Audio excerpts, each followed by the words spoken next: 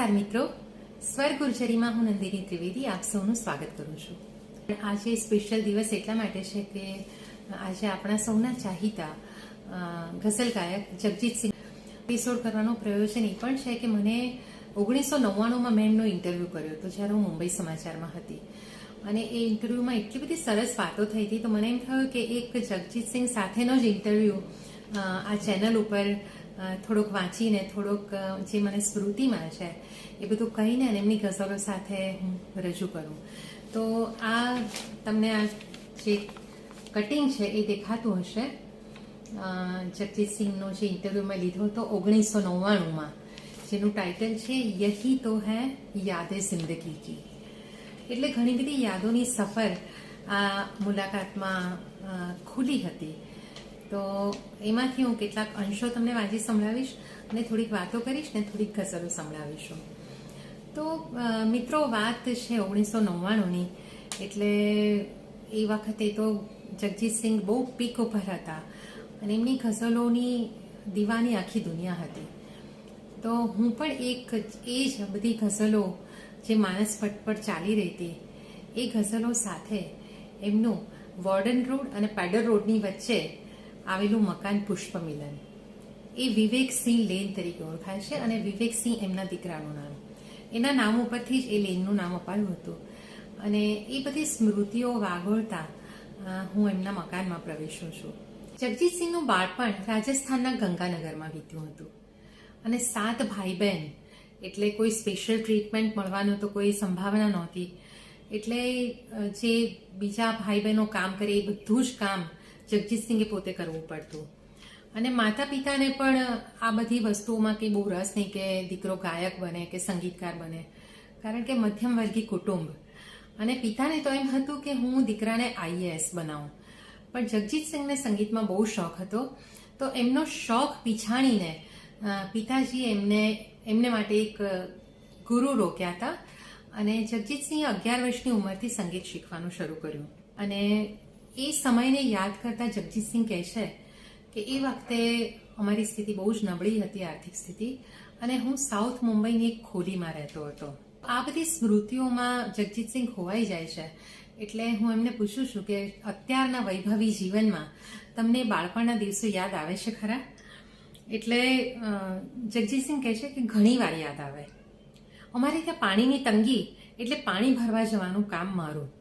છતાં બાળપણમાં કરેલી મસ્તી, તોફાનો અને કોલેજ બંક કરીને ફિલ્મો જોવાની, એ બધો આનંદ અત્યારે ક્યાં મળે છે? 1 મિનિટ માટે ચૂપકીદી છવાઈ જાય છે. દરમિયાન જગજીતસિંહે ગાયેલી સ્મૃતિ પટ પર બેઠક જમાવે છે.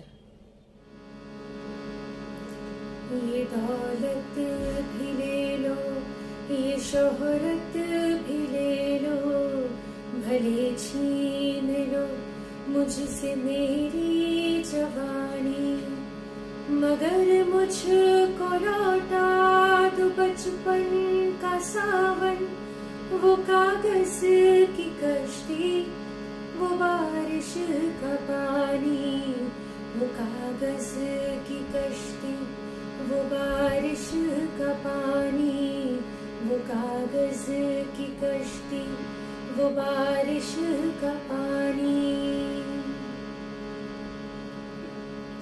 कभी रेत की ऊंची टीलों पे जाना, घरौंदे बनाना, बना कर मिटाना, वो मासूम चाहत की तस्वीर अपनी, वो ख्वाबों खिलौनों की जागीर अपनी.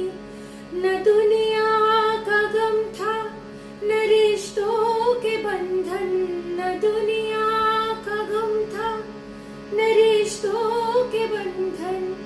बड़ी खूबसूरत थी वो जिंदगानी, बड़ी खूबसूरत थी वो जिंदगानी, बड़ी खूबसूरत थी वो जिंदगानी.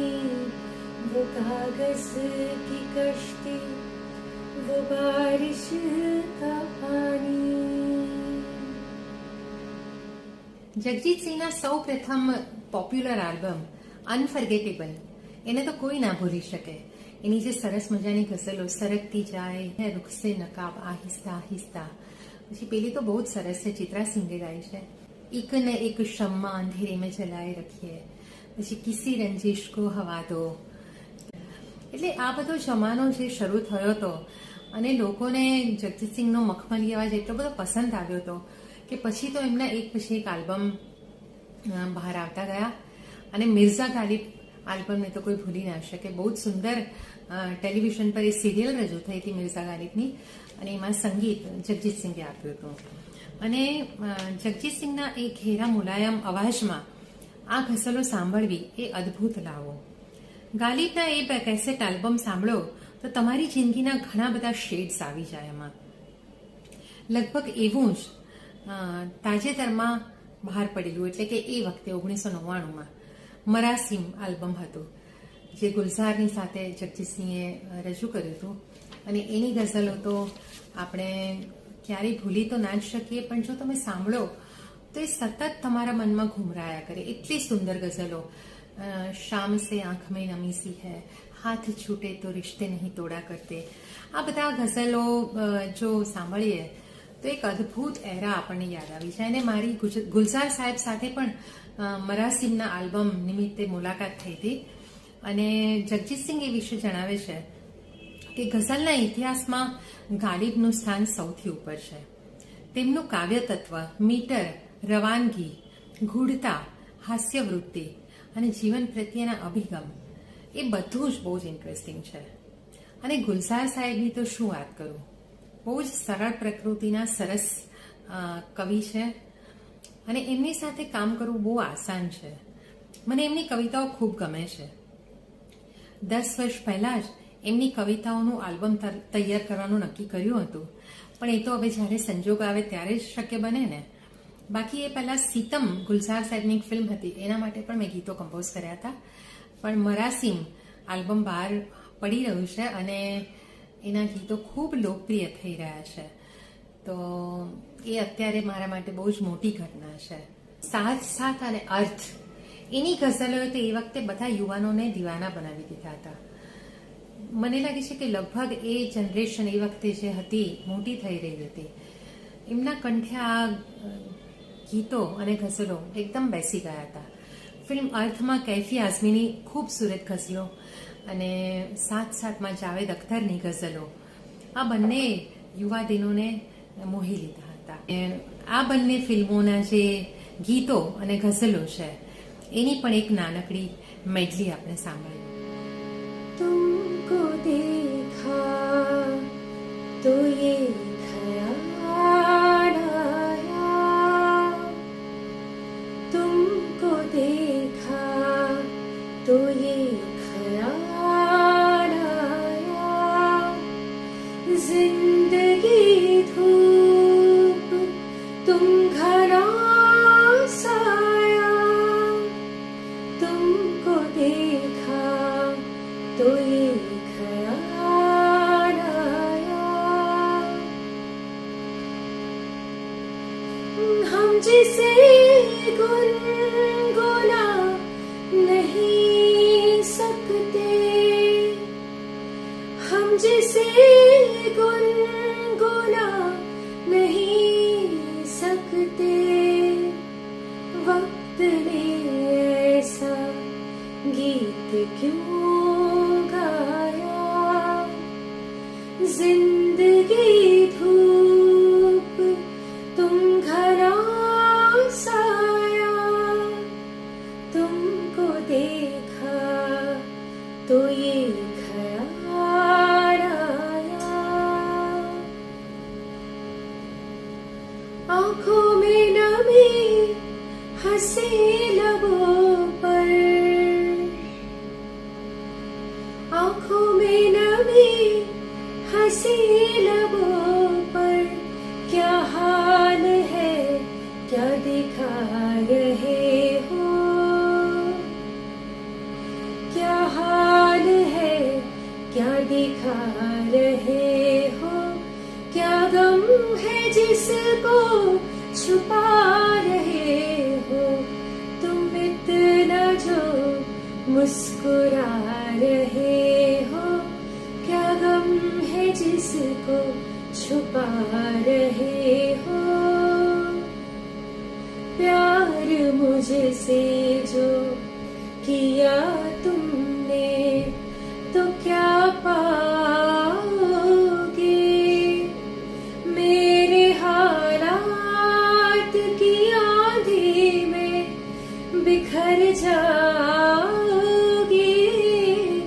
प्यार मुझसे जो किया तुमने तो क्या पाओगे। ये बता दे मुझे जिंदगी, प्यार की राह के हम सफर किस तरह बन गए अजनबी।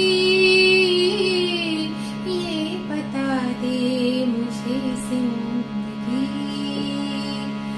फूल क्यों सारे मुरझा गए, किस तरह बुझ गई चांदनी। ये बता दे मुझे जिंदगी, बेवफा तुम नहीं, बेवफा हम नहीं, फिर ये जज्बात क्यों सो गए।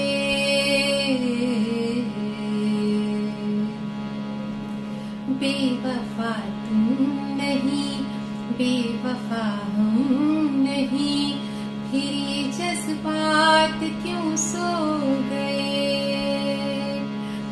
प्यार तुमको भी है, प्यार हमको भी है, फासले फिर ये क्यों हो गए। ये बता दे मुझे जिंदगी,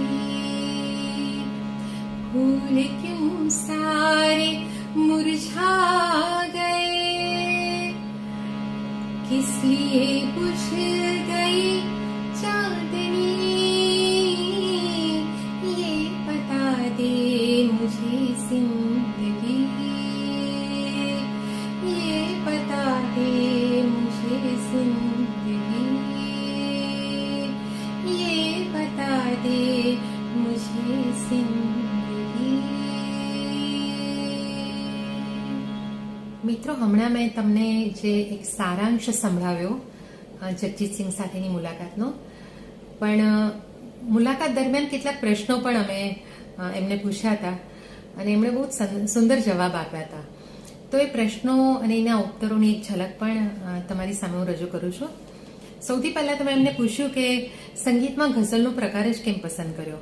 ત્યારે એમણે કહ્યું કે ગઝલમાં કવિતા છે, કવિતામાં ભાવ છે, અભિવ્યક્તિ છે, લાગણી છે અને ફક્ત આલાપચારી કરતા મને એમાં વધારે રસ પડે છે. અને હું માનું છું કે રાગ આધારિત સંગીતમાં શબ્દો ઉમેરવાથી શબ્દ અને સુર બંનેનું સૌંદર્ય ભાવક માણી શકે છે. બીજો પ્રશ્ન, તમને જે પ્રસિદ્ધિ મળી હતી એની કલ્પના તમે કરી હતી? ના, કલ્પના કરી હોય તોય એ કળાની કોઈ સીમા નથી હોતી. જેઓ માને છે કે અમે ઉસ્તાદ થઈ ગયા, એમની પ્રગતિ અટકી જાય છે. એક ગઝલ કમ્પોઝ કરતા તમને કેટલો સમય લાગે છે? 5 મિનિટથી લઈને 5 વર્ષ પણ.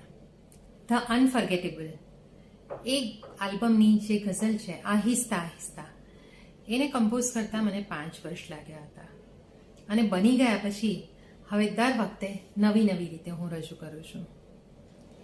ભારતીય શ્રોતા અને વિદેશી શ્રોતાઓમાં તમને શું ફરક લાગે છે? આમ તો શ્રોતાઓ દુનિયાભરમાં લગભગ સરખા હોય, પણ વિદેશના શ્રોતાઓમાં ડિસિપ્લિન વધારે દેખાય છે, સમય પાલનના એ લોકો આગ્રહી હોય છે. આપણે ત્યાં એ થોડુંક ઓછું જોવા મળે. પણ તમારા ગુજરાતનો ઓડિયન્સ પણ ખૂબ સરસ અને શાંતિપૂર્વક સાંભળે છે, કદર પણ કરી શકે છે. અમદાવાદમાં 18થી 20,000ના ઓડિયન્સ સામે પણ મેં ગઝલો રજૂ કરી છે. પરંતુ સમય પાલનની દૃષ્ટિએ અહીં જરા ટેક ઇટ ઇઝીનો એટીટ્યુડ જોવા મળે છે. તમે કોને સાંભળવાનું પસંદ કરો છો? ઉસ્તાદ અમીર ખાન સાહેબ, હરિહરન અને નુસરત ફતેહ અલી ખાન. હિન્દી ફિલ્મી ગીતો ગમે છે? હા, ગમે છે. હિન્દી ફિલ્મી ગીતોની સરખામણીમાં નોન ફિલ્મી જે આલ્બમો બહાર પડી રહ્યા છે અત્યારે એમાં મજા નથી આવતી. આજના ગાયકોમાં કોણ ગમે છે? ઉદિત નારાયણ સરસ ગાય છે. તમારા કોઈ આદર્શ ગાયક? માનસિક પરિપક્વતા સાથે આદર્શ બદલાતા હોય છે. કોલેજના દિવસોમાં મારો આદર્શ હતા તલત મહેમૂદ. ક્લાસિકલ શીખ્યા પછી ખાન સાહેબ, અમીર ખાન સાહેબ, અને આજે અમીર ખાન સાહેબ ઉપરાંત ઉસ્તાદ રશીદ ખાન પણ ખૂબ ગમે છે. આજે તમે પોતે જ્યારે આદર્શરૂપ છો એ તબક્કે તમારો આદર્શ કોઈ છે? કેમ નહીં, હું કહું છું ને, રશીદ ખાન મારા આદર્શ છે. શીખવાની પ્રક્રિયા અનંત છે, અવિરત છે. સફળતા એટલે શું? સફળતા એટલે એવું કંઈ છે જ નહીં. આમ તો સમાજ તમને સ્વીકારવાનું શરૂ કરે, પ્રેમ કરવાનું શરૂ કરે, એને તમે સફળતા કહી શકો છો. પણ એ ખરેખર સફળતા છે ખરી? ઓકે, તો આ કહેવાતી સફળતા જીવનમાં પરિવર્તન લાવી શકે? બિલકુલ આણી શકે. સફળતા માણસને ક્રૂર બનાવી શકે છે અને સારો કે સજ્જન પણ બનાવી શકે છે. તમારો ઉછેર કઈ રીતે થયો છે એના પર આખી વાત નિર્ભર કરે છે. અન્ય કોઈ શોખ? જિંદગીની મજા લેવામાં માનું છું. ક્યારેક ટીવી જોઉં છું, મૂડ આવે તો ફિલ્મ પણ જોઉં છું. થિયેટરમાં છેલ્લે ટાઇટેનિક ફિલ્મ જોઈ હતી અને તાલ ફિલ્મ જે આવી છે એ જોવાનો પણ વિચાર છે. રેસકોર્સમાં જાઉં છું. મને અશ્વનો બહુ જ શોખ છે અને મારો પોતાનો એક અશ્વ પણ છે. ભોજનમાં કોઈ ફેવરિટ ડિશ? ખાસ કોઈ નહીં, વેજ ફૂડ પસંદ કરું છું. અને હા, ભોજનમાં રોજ યલો દાલ અને દહીં અવશ્ય જોઈએ. એ રીતે યલો દાલ ફેવરિટ કહી શકાય. અને ક્યારેક ચેન્જ માટે કોન્ટિનેન્ટલ કે ચાઇનીઝ ફૂડ પણ ગમે છે. નવા મિલેનિયમમાં કોઈ આશા કે અપેક્ષા? ના. નવા મિલેનિયમમાં નવું શું છે? ચાંદ ડબલ ચાંદ નથી થવાનો કે સૂરજ 10 વાગે નથી ઉગવાનો. નવું મિલેનિયમ કોમ્પ્યુટર માટે નવું છે. હમ તો ગાતે हैं और ગાતે रहेंगे. બેશક, જ્યાં સુધી ગળું સાથ આપશે ત્યાં સુધી અને સાચો સૂર લાગશે ત્યાં સુધી. અરિજીત સિંહની કારકિર્દીને એક નવો અંદાજ મળ્યો ચિત્રા સિંહ સાથે જોડી બનાવ્યા પછી. વાતો નીકળી છે એટલે એક પ્રશ્ન સાહજિક રીતે પૂછાઈ જાય છે કે ચિત્રાજી સાથે પહેલી મુલાકાત ક્યાં, કેવી રીતે થઈ હતી? સામાન્ય રીતે બહુ જ અંગત પ્રશ્નો પૂછવાનું હું ટાળતી હોઉં છું, કારણ કે આપણે હંમેશા કલાકારની પ્રાઇવસીને પણ રિસ્પેક્ટ કરવી જોઈએ. પણ વાતોના દોરમાં આ પ્રશ્નનો ઉલ્લેખ થાય છે અને જગજીત સિંહ એવો જ સાહજિક જવાબ આપે છે કે મિલે તે કહી. કોઈ એક રેકોર્ડિંગમાં મળ્યા હતા, દોસ્તી થઈ, પ્રેમ થયો અને પછી લગ્ન થયા અને પછી જગજીતસિંહ અટકી જાય છે. એમની જિંદગીમાં એક એવો બનાવ બન્યો હતો જેનાથી એ વખતે પતિ પત્ની બંને બહુ જ ખિન્ન હતા. એમનું એ મૌન એક આ સરસ શેર દ્વારા વ્યક્ત થયું છે, એ તમને સંભળાવું.